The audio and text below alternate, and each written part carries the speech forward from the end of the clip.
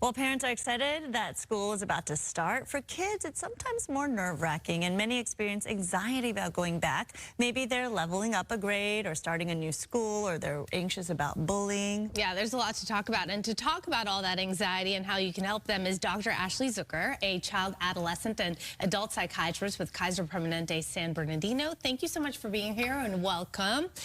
We are all getting into the mindset, getting ready for it, of course. It takes a lot of work, but some tips you have is for you to actually normalize this conversation with your kids, actually plain in the open, just talk about it. Absolutely. Just asking your kids how they're feeling about going back to school, anything that they might be worried about or thinking about. Just starting that conversation off can really open the door for them to feel a little bit more safe and more comfortable. But it also depends what age you're talking with, right? I mean, as a kid who's maybe a preteen, it's easier to have those conversations versus younger kids. So how can you kind of get that information out of them? I think even just asking them, like, how are you feeling about going back to school? Are there any questions that you have or anything that you're thinking about? No matter the age, really, I think you can have that conversation. And then a lot of the anxiety is starting a new school, right? The campus, where to go for recess and, you know, during the day and where your classroom is. So you have some tips for parents on that. Yeah, if possible, if you can go to the campus ahead of time and even just walk around so you know where the buildings are, even if you can't go inside, that can help kids feel a little bit more easy, that they know maybe a little bit more about where to go and that they won't get lost during the day. Yeah, getting familiar with that campus and the layout. So the first day they kind of know where the bathroom is, know where the library is, where the office is. That way they feel like more in control. So and that also helps the parents, because then you know where drop-off is and pick-up. I need to do that, actually. That's actually, no, it's true. Yeah.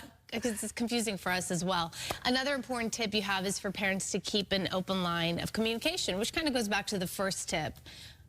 Yeah, a lot of times parents think that they should wait until they notice something's going on to check in with their kids, but really just checking in on a regular basis with our kids keeps that line of communication open, and so they do feel more comfortable if there is an issue coming to us and talking about it when they know that we've been checking in on them on a regular basis. One of the things that drives me crazy, Sandra probably agrees, as do you, because you have kids, is when you're like, how was your day? Fine. What'd you do? Nothing. And you don't get any information out of them. But I read once, when you pick them up from school, to actually, like, don't have music on and don't be on the phone, don't be distracted, and just kind of drive for a little bit in silence. Sometimes it encourages them to start talking on their own. So I try to do that. Or good questions like, you know, who made you laugh today? Or did the teacher Specifics say something like that, funny? yeah. Absolutely, yeah. The specific questions can make a difference. So, like, what was the best part of your day? What was the worst part of your day?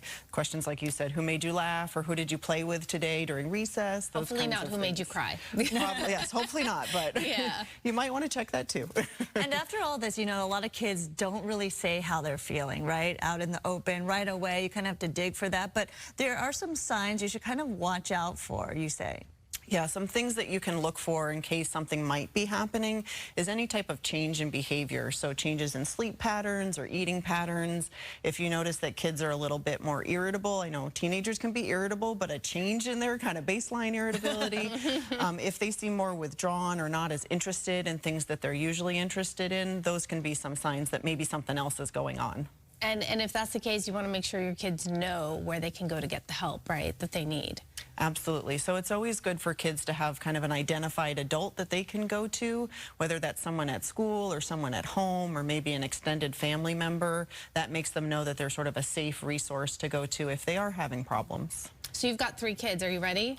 I don't know. I think so, but we still have a few more weeks, so. Yeah, a lot to do, so much to do. Thank you so much for coming in. Really nice to actually have you in studio. Yes, thank you for having me. Nice change.